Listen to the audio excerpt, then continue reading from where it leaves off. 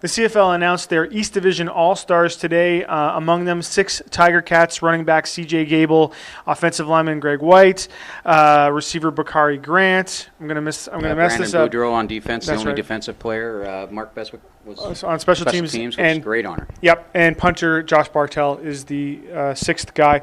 I thought all those guys were deserving. There were a couple other Ticats I thought could have been included. Henry Burris, I think, led the league in passing yards, and Ricky Ray, who got the honor, was only played 9 or 10 games this year. I thought Brian Bulkey had a shot, but overall, I thought the All-Stars, a fair representation. I think it's fair representation. Remembering, of course, the team really, really struggled, and a lot of guys didn't play. Probably the same objection you have for Ricky Ray, a lot of voters would have had about the Hamilton Tiger Cats. Some of the guys that are playing the best for the team, or have played the best for team. Ellingson would be another one.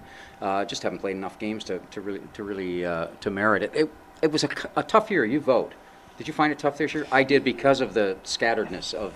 I mean, so many players didn't play full seasons. And there weren't, not some really standout, spectacular campaigns. Like there wasn't, for example, a great returner in the bunch, right? Well, nobody. I don't know. Did anybody start the year and finish the year as a returner? I'm not sure they did. Not in this conference. Yeah, for sure. Certainly. I mean, Hamilton went through 3 of them. Yep. At least. Yep. So that's just on punts.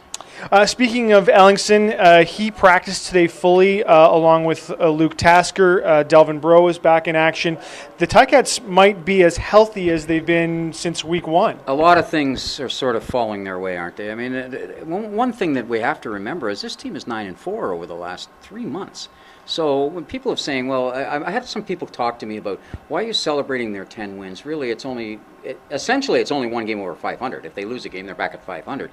Well, first of all, the history of it. Second of all, basically what they've overcome this year with the injuries, and I'll harp on it again, playing at Guelph, taking the bus to practice every day, some sort of unfamiliarity with the new coaches.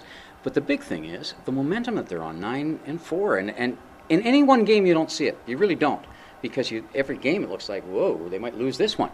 But when you add it all up at the end, there they are at 9-4. We're talking now about some of the things that the Ticats need to do to be successful in this game. One of the areas that you talked about in today's paper, which would be Wednesday's paper, was penalties. Another area might be the line play. Absolutely. I thought that, particularly in the last 2 games against Montreal has dominated the trenches. Part of that is a numbers game.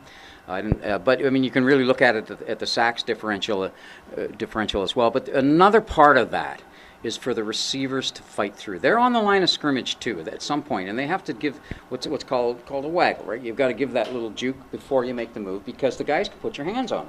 And Montreal, as Burris was pointing out to me, have an awful lot of defenders with big, long arms. They also come at you hard.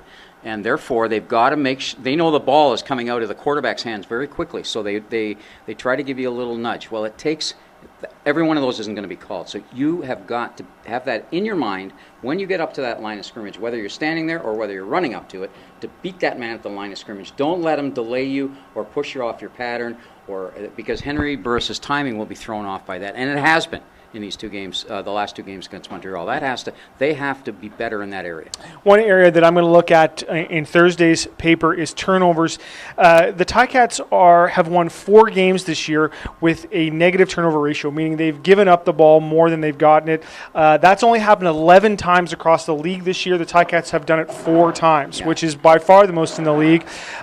That's something that I think it speaks to some of the things that the Ticats are able to do on defense, and when those turnovers happen, it's not a strategy you want to try and employ in the playoffs. No, you can't live that way. If you walk along a razor blade, you're going to fall, and you know what's going to happen if you fall on a razor blade.